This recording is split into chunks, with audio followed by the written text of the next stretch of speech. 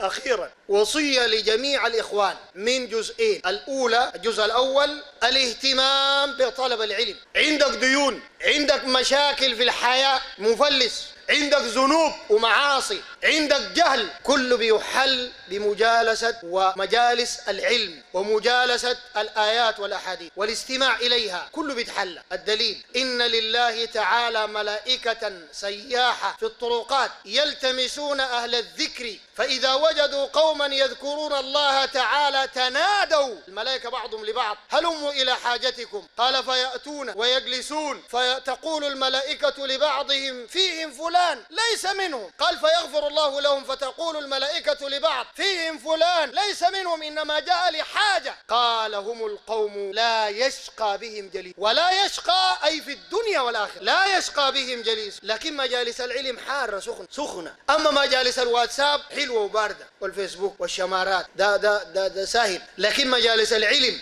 حديث ضعيف، وضعيف لأنه فيه فلان وكذا وكذا، والباب الأول من كتاب التوحيد. الموضوع ده الشيطان ما بخليك، لأنه الشيطان لو خلاك تسلك سبيل العلم ومجالسه معناته الشيطان خلاك تخش الجنة بأسهل وأقرب طريق. ألم تسمعوا لقول النبي عليه الصلاة والسلام: من سلك طريقا يلتمس به علما سهل الله له به طريقا الى الجنه. عشان كده الشيطان في الحته دي بيكون اصعب حاجه. زول تلقاه يصحى من النوم ما سوق ذاته، خشمه لسه بوساخ، بيفتح طوالي يشوف مجموعه ونس، هو الحاصل شنو مجموعه كذا، لكن ما ممكن يفتح كتاب الله ايش هو الحاصل. الشيطان هناك بيحاربك، لكن انا ما بحاربك، فانتبه. انا ما بقول ده حرام المجموعات والواتساب على الاطلاق، لا، لكن اذا كان فيها شيء حلال فذاك أفضل. وقل رب زدني علم. الجزء الثاني والأخير: أن تنفقوا ما تعلمتموه، وخاصة التوحيد، وخاصة في بلادنا السودان المليئة بالشرك والطرق الصوفية الناشرة لعبادة غير الله والبانية للأوثان التي تعبد من دون الله، والأحزاب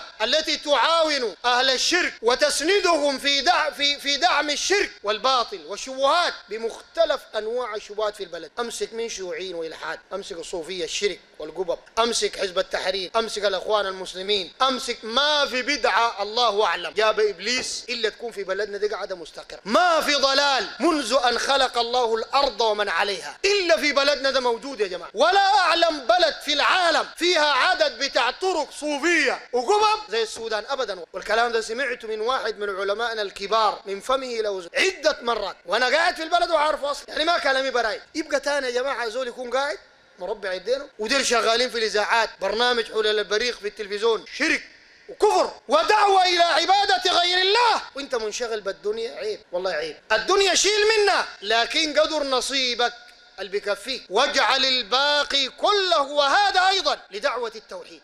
انشر العقيدة وحموت، وخير الممات أن تموت وأنت في التوحيد.